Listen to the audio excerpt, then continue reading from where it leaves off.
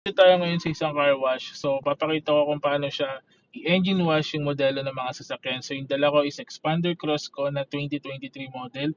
So, normally si Argel talaga yung naglilinis na ito. So, pakita ko sa inyo kung paano gawin. So, tara. So, dito siya sa 308P Guevara Street, San Juan City, G-Man Car Care. So, first dun sa alternator, bawal siya mabasa. So, yan yung pinaka-alternator ko. May cover siya. Same thing dun sa pinaka-air filter ko. So, yung battery walang cover, okay lang siya mabasa. Then, may chemical, yes, maamoy siya yung kerosene.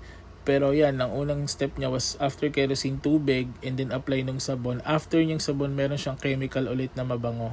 Then after dyan, aabutin niya talaga yung pinakadulo, parang detailing na. So yan, patutuyuin na after basahin.